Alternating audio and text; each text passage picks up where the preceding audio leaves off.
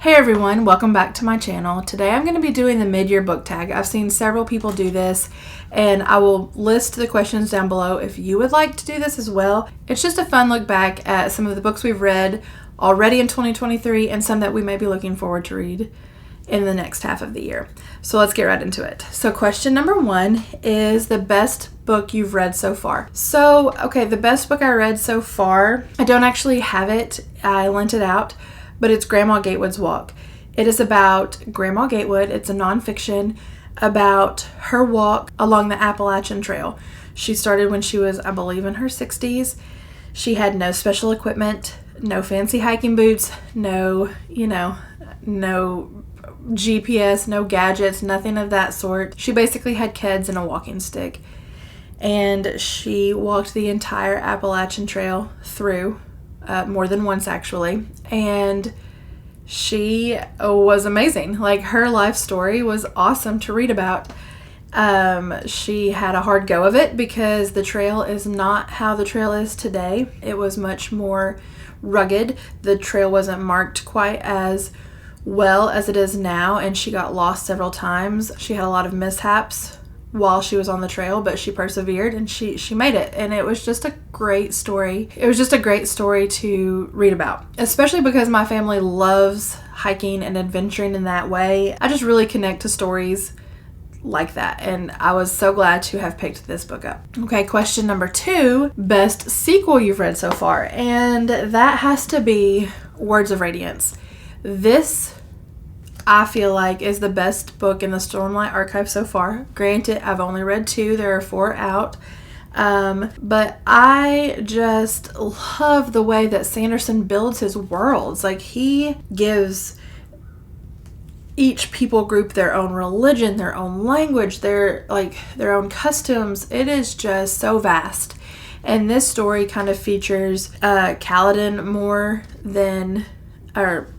not more, because the first one did as well, but it tells his story so well, and his growth over the period of the first book and then this book is it's just fun to watch, and I cannot wait to read more out of the Stormlight Archive.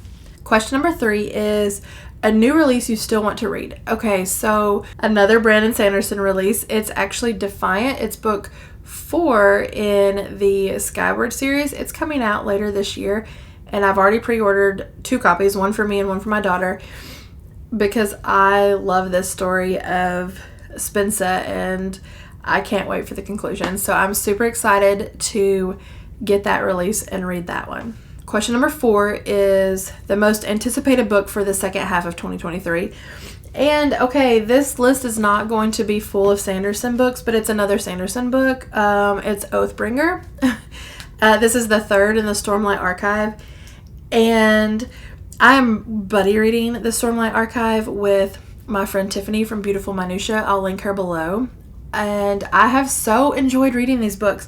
So we took a little bit of a break, and in June we read Edge Dancer, which was a novella in between Words of Radiance and Oathbringer, and then in May we read Warbreaker, which is not in the Stormlight Archive, but it is part of the Cosmere, and it did have a lot of Easter eggs, and it was a lot of fun. But I am so looking forward to getting back into this world and reading more about it, because the end of Words of Radiance, I still think about it several months later, and I need more, and I can't wait to read this next month. I will be reading this. Okay, so the next question is, what was the biggest surprise?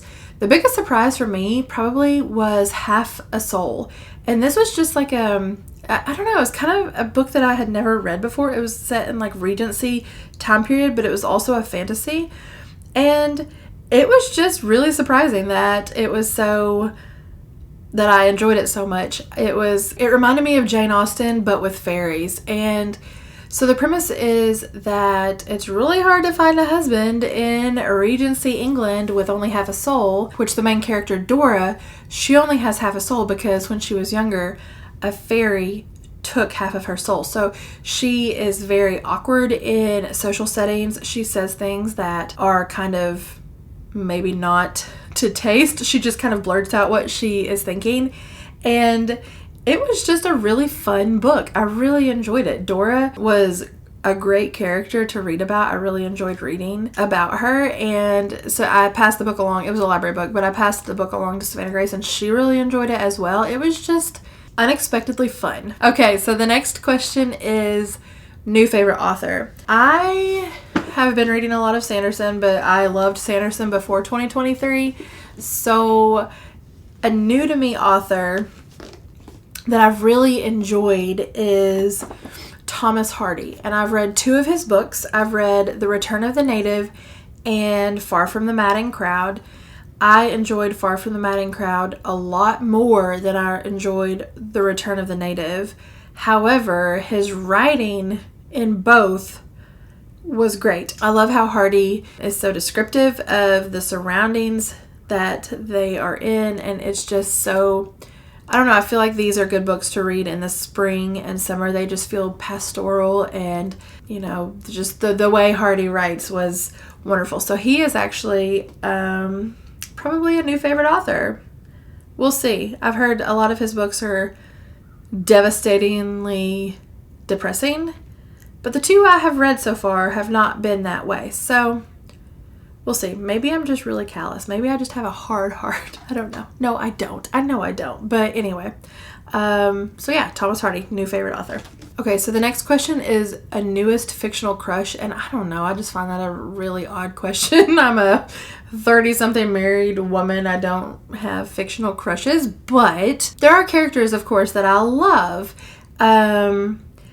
2 that I can think of off the top of my head are Kaladin from the Stormlight Archive. He is wonderful. His story is so compelling, and I love reading about him. He's probably one of my new all-time favorite characters, to be honest with you. And another one is from a Thomas Hardy book, Far from the Madding Crowd, and that's Gabriel Oak. He was just so steadfast in his love for the main character, Bathsheba. I'm probably saying that wrong. It might be Bathsheba. I don't know. Bathsheba. And it was so good to read his, I don't know. I just loved his character as well. So I guess those would be the 2 characters that I have loved the most this year. Okay, the next question is a book that made you cry. And for that one, I chose The Hiding Place. This is the story of Corrie ten Boom and her family during the Holocaust. And they housed a lot of Jewish people during this time, and this is her account of that time and the stories that she tells of the people that she hid, as well as her time and her sister's time in the concentration camp. It's just so moving, and I read this aloud with my kids. This was a reread for me. I read this when I was a teenager, but I am getting a little teared up just thinking about this story, but it's just so, her faith in the Lord never wavered. It didn't matter what she saw or what her circumstances were. She was always faithful, and it was just so inspiring. And of course, you know, it's a hard story, so it was devastating as well. So, it made me cry. I'm tearing up just talking about it. Next question is the worst book, and I gotta give it to No Offense. No Offense is the worst book I have read in a really long time.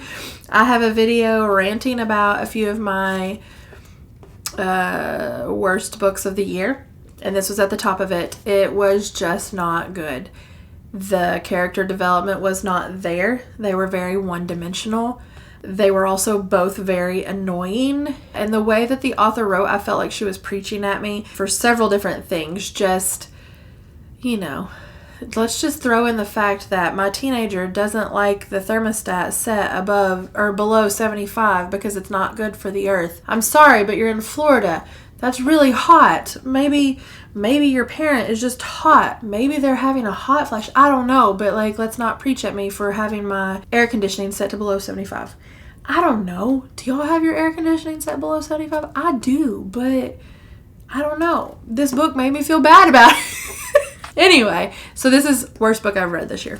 Okay, the next question is the most beautiful book that you've purchased. And for me, I feel like that has to be Tales from Shakespeare. The cover is beautiful, but also the inside is as well. It's just got lots of different illustrations to go along with the stories. And I have another copy of this, but I purchased this for Savannah Grace to have because she is quite obsessed, actually, with Shakespeare, which I'm not sure that's normal for a teen. I don't really jive so well with Shakespeare, but she loves him. And so I got this for her as part of her collection, and it's beautiful. So I guess this would be the most beautiful book I've purchased this year. Okay, the last question is a book that's still on your TBR that you need to finish before 2023. And that would be Remarkably Bright Creatures. I have had this on TBR for months, and for whatever reason, I just don't pick it up. I don't really like animal stories a whole lot, but I've heard good things about this, so I feel like I may like it. I just have not reached for it, so I need to do that. Also, it's a library book, and I've had it for way too long, so I need to either read it or just give it back, but this is on my TBR still. Okay, so those are all the questions for the tag. If you would like to do this video, I'd love to hear your answers as well. Or if you don't make videos, I would love to hear your answers in the comments about some of your favorite reads, not your favorite reads, new favorite characters, anything like that. But thanks for watching, and I will see you next time.